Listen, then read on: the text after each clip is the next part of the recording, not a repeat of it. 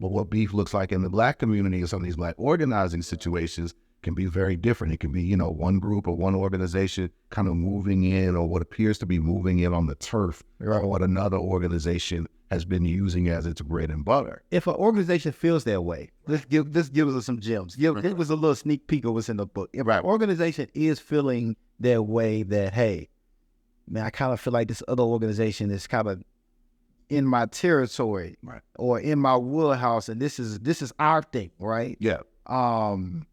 What do you feel the best practices to mitigate that and build, not burn the bridge down, and not saying people have to be besties, but have a healthy relationship and understanding that we're both trying to combat these social constructs in a particular way. Yeah. How can we mend this and not feel like we're the enemy of each other? Because we know we're not. But, hey, some people, egos and pride and all of these things, how can one of those sides come to the table and say, hey, like we it's no issue, it's no beef. Right. It's how do we mitigate that? Right. Oh man, I love that question. So I'll start by saying that and then we're gonna get back to both. But I'll get back to both in a second. So there's a famous quotation that I use a lot in my facilitation, my training with young organizers.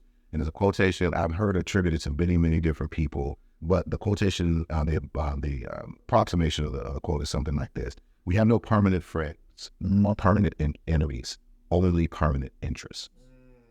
And so that sounds very like savage. First of all, it's savage, but it also should inform the ways in which we tactically and strategically operate within movement spaces and organizing spaces. Yeah, because sometimes a person who's in opposition to you in some way, or maybe has a different tactic or strategy from the way that you would approach things, can be used as an iron to help sharpen your iron, sharpen your messaging, helping you to be more effective in the way that you do outreach, or to help you to reveal the areas that might be unseen in the way that you're using your tactic or strategy. I love that. So, there are going to be folks, right, who are more the kinds of organizations and groups that are about reforms. I see this all the time when we start talking about police accountability, for example.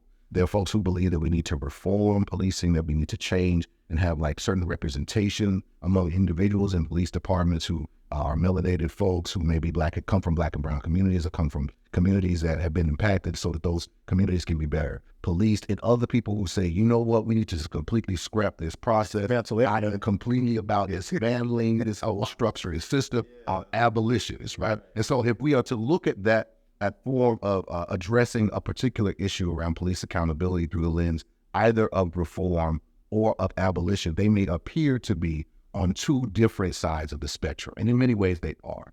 But the reality, the lived experience for Black people is that whatever the circumstance is, whenever I have an interaction with law enforcement or some other state agency, I don't want to be subjected to forms of physical or psychological violence. Right. I don't want to fear for my life when I'm driving home to meet my family. Right. And because both, there are multiple parties in that process who care about the need for there being a better relationship between local organizations who do law enforcement and the communities that are being policed, we've got to work together collaboratively, whether those changes look like reforms, whether those changes look like abolition, whether it looks like a combination of all of those things in a pathway heading toward the other. Like, we got to be able to work together. And while your organization might be for reform and another may be for abolition or vice versa, it doesn't mean that you can't work together, that you can't collaborate together.